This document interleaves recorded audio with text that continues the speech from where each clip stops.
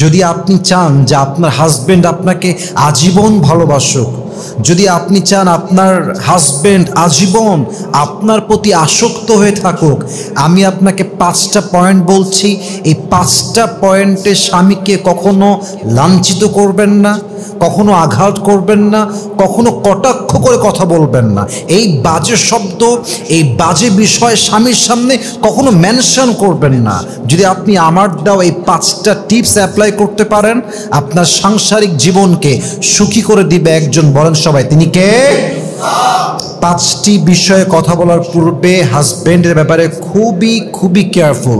Number 1, একজন wife হিসেবে কখনো আপনি আপনার স্বামীর ফাইন্যান্সিয়াল স্ট্যাটাস অর্থাৎ অর্থনৈতিক অবস্থান নিয়ে যেই মেয়ে স্বামীকে কটাক্ষ করে, বিশ্বাস রাখেন সেই মেয়েকে কখনো তার স্বামী কলিজার থেকে, মন থেকে ভালোবাসতে পারে না। ঠিক কিনা বলেন? একজন স্বামী যখন বাহিরে কাজ করে বাসায় ফিরে আসে, সে একা ফিরে আসে না, অনেক প্রেশার নিয়ে, অনেক চাপ নিয়ে, বাসার চাপ, কাজের চাপ, বসের চাপ, অফিসের চাপ, প্রেশার, এই সব কিছু নিয়ে ক্লান্তি মাখা মুখ নিয়ে সে বাসায় প্রবেশ করে। আর আপনি এসে শুরু করলেন, তোমার ইনকাম এত কম কেন, এই কয় টাকা দিয়ে আমরা চলবো কেমনে, ট্যুর করবো কেমনে, ওইটা কিনবো কেমনে, এই শখ পূরণ হবে কেমনে। What is this? What is this behaviour? You should support him from your heart. আপনি বলেন যে যান, আপনি বসেন, আপনার কি লাগবে আমাকে বলেন, একটু পানি দেন, যত্ন নেন, ভালোবাসা দেন। আরে যেই স্বামী আজকে 20,000 কামাই করে, আপনার ভালোবাসা পেলে, যত্ন পেলে, খাতিরদারি পেলে, আপনার হাজবেন্ড 10,000 নয়, একদিন 10 লাখ ইনকাম করে দেখাবে। ঠিক কিনা বলেন? He is not sitting idle, he is trying his best and he is limiting his cross just to make you happy. প্রত্যেক দিন স্বামীটা মাথার ঘাম পায়ে ফেলছে বউকে হ্যাপি রাখার জন্য। আমরা যারা জব করি, যারা চাকরি করি, বিজনেস করি, কাজ করি, আমরা আমাদের জন্য সব কিছু করি না, আমরা ওয়াইফের জন্য করি, আমরা সন্তানের জন্য করি। পুরুষ মানুষ মানুষকে নিঃস্বার্থ ভালোবাসতে পারে। ঠিক কিনা বলেন? So please, as a wife you have to support your husband. স্বামীকে কখনো তার অর্থনৈতিক অবস্থান দিয়ে কটাক্ষ করতে যাবেন না। আল্লাহর হাবিব সাল্লাল্লাহু আলাইহি ওয়াসাল্লাম বলেছেন, যেই স্ত্রীর মুখের কথায় স্বামী অসন্তুষ্ট, আল্লাহর জান্নাত তার জন্য হারাম। নাউজুবিল্লাহ বলেন সবাই। এই জন্য প্লিজ আমার প্রিয় বোন, আমার শ্রদ্ধাভাজন মা, আমার রেসপেক্টেড সিস্টার, প্লিজ আপনার হাজবেন্ডকে কখনো অর্থনৈতিক অবস্থান নিয়ে কটাক্ষ করবেন না, বরং সাপোর্ট দিবেন। আল্লাহ প্রত্যেকটা মা বোনকে বোঝার তৌফিক দান করুক। আমরা সকলেই জবান খুলে পড়ছি আমিন। 2 নাম্বার, আপনার স্বামীকে কখনো তার অভ্যেস নিয়ে, তার ড্রেস নিয়ে, তার চলাফেরা নিয়ে তুচ্ছ তাচ্ছিল্য করে কথা বলবেন না। মনে করেন যে আপনার হাজব্যান্ড ম্যাক্সিমাম টাইম লুঙ্গি পরে, মনে করেন আপনার হাজব্যান্ড সবসময় হাসি খুশি থাকতে পছন্দ করে, মনে করেন আপনার হাজব্যান্ড কথা বলতে গিয়ে একটু তোতলায়, কথাটা অতটা ক্রিস্টাল ক্লিয়ার না, একটু অস্পষ্ট, মনে করেন আপনার হাজব্যান্ড অন্যদের মতো স্মার্টলি ইংরেজি বলতে পারে না, কিন্তু আপনি যদি আপনার হাজব্যান্ডের উইকনেসকে নিয়ে মানুষের সামনে ফান করেন, তাকে ক্রিটিসাইজ করেন, এটা আপনি যতই বলেন যে আমি ফান করেছি, মজা করে বলেছি, বাট এটা হিউমিলিয়েশন হয়ে যায়, এটা অবজ্ঞা হয়ে যায়।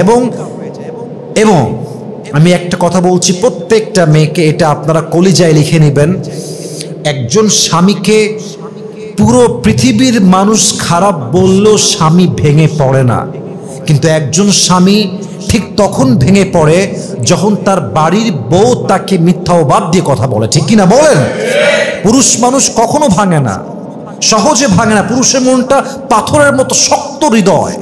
কিন্তু পুরুষ যখন দেখে আমার বাড়ির বউটা আমার বিরুদ্ধে চলে গিয়েছে, আমার বাড়ির বউ আমাকে ক্রিটিসাইজ করে কথা বলে, তখন পুরুষ তার সমস্ত শক্তি হারিয়ে ফেলে। ঠিক কিনা বলেন?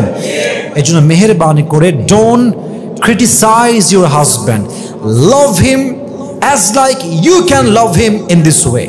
আপনার স্বামীকে এমন ভাবে ভালোবাসেন যেন সে বলতে বাধ্য হয় যে আমার বউটা আমাকে যেভাবে ভালোবেসেছে আর যেমনি যত্ন করে, পৃথিবীতে এমন কোনো নারী জন্মগ্রহণ করে নাই যেই নারী আমাকে আমার ওয়াইফের চাইতে বেশি যত্ন করতে পারবে। ঠিক কিনা বলেন?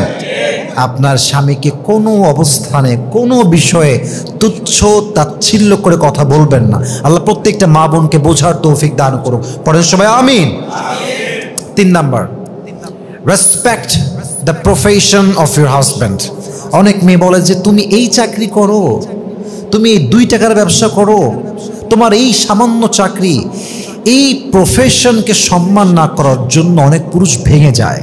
মাথায় রাখবেন, একটা পুরুষ ব্যবসা করছে এখন, আজকে তার প্রফিট 20,000 টাকা, জাস্ট ফর অ্যান এক্সাম্পল, কিন্তু প্রফিট তো সারা জীবন 20,000 থাকবে না, তো একদিন 20 লাখে যাবে, একদিন 20 কোটি পর্যন্ত যেতে পারে কি পারে না? আপনার স্বামী গার্ড হতে পারে, আপনার স্বামী একজন দিনমজুর হতে পারে, রাখাল হতে পারে, রিক্সা চালক হতে পারে। আপনি বলবেন যে যান, আপনি যাই করেন আপনি তো হারাম কামাই করছেন না, আপনি তো হালালে আছেন। আমরা হালাল কামাই করছি, হারাম খাচ্ছি না। আরে ভাই, কত স্বামী আছে 30 লাখ টাকা ইনকাম করে অবৈধ পথে, বাট তার বউ 30 লাখেও সুখী নয়। এবং একজন যুবক রিক্সা চালায় খায়, ইনকাম মাত্র মাসে 7,000 টাকা, 10,000 টাকা হালাল ইনকাম, বউটা খুশি, স্বামীও খুশি, ডিমান্ড কম, একে অপরকে ভালোবাসে, অল্প টাকায় সেই বরকত আছে যা 30 লাখ টাকার মধ্যে নাই। ঠিক কিনা বলেন? আপনার স্বামীর প্রফেশন নিয়ে কটাক্ষ করবেন না। মাথায় রাখবেন, work doesn't define a man but character does. মানুষের যোগ্যতা, মানুষের কাজ, এটা দিয়ে মানুষকে জাস্টিফাই করা যায় না। মানুষকে ডিফাইন করতে হলে মানুষের চরিত্র দিয়ে তাকে ডিফাইন করতে হবে। ঠিক কিনা বলেন? একজন অনেক বড় ব্যবসায়ী হতে পারে, বাট তার চরিত্র খারাপ, এই মানুষটা কখনো ভালো মানুষ হতে পারে না। এই জন্য প্লিজ আপনার স্বামীর প্রফেশন নিয়ে কটাক্ষ করতে যাবেন না। আল্লাহ প্রত্যেকটা মা বোনকে বোঝার তৌফিক দান করুন। পরে সবাই আমিন। 4 number, it's very sensitive. It's very sensitive. I think a lot of women, they have this fault. এটা খুব বাজে একটা স্বভাব। অনেক মেয়ে কথায় কথায় অভিযোগ করে, এইটা নাই, ওইটা নাই, এইটা খারাপ, ওইটা খারাপ, আমার এই বাড়ি পছন্দ না, আমার এই আলমারি পছন্দ না, আমার এই শোকেস পছন্দ না, আমার এই ড্রেসিং টেবিল পছন্দ না, এইটা চেঞ্জ করো, এইটা ভাল লাগে নাই, তোমার মায়ের ওই কথা ভাল লাগে নাই, তোমার বোনকে ভাল লাগে না, তোমার এই কথা পছন্দ না। সারাটা দিন, all the day long she complains a lot. সারাদিন অভিযোগ, এইটা হবে না, এইটা চাই না, ওইটা ভাল লাগে না। এই অভিযোগের জন্য স্বামী একটা পর্যায়ে গিয়ে একদম বিরক্ত বোধ হয়ে যায়, একদম বিরক্ত হয়ে যায়, এবং এই সম্পর্ক একদিন তালাক পর্যন্ত গড়ে যায়। ঠিক কিনা বলেন? ইভেন আপনারা আমার কথায় মাইন্ড করবেন না, অনেক মেয়ে তো স্বামীর মুখের উপর বলেই ফেলে যে তোমাকে বিয়ে করা আমার জীবনের সবচেয়ে বড় দুর্ভাগ্যের বিষয় ছিল। কেন দুর্ভাগ্যের বিষয়? খাওয়ার ঠিক নাই আমার, আমার নতুন জামা নাই, আমার এই নাই সেই নাই, এই জন্য দুর্ভাগ্যের বিষয়। তো লাইফ পার্টনার মানে কি হইল? লাইফ পার্টনার মানে হচ্ছে আমার কম হোক বেশি হোক আমি তোমার সাথেই আছি, আমার কম হলেও চলবে, বেশি হলেও চলবে, বাট তুমি না থাকলে আমার চলবে না। ঠিক কিনা বলেন? এটা খুব বাজে কাজ কারবার, যা আপনার স্বামীর আপনি সবসময় তার বিষয়ে অভিযোগ করেন। মেহেরবানি করে অভিযোগ কম করবেন।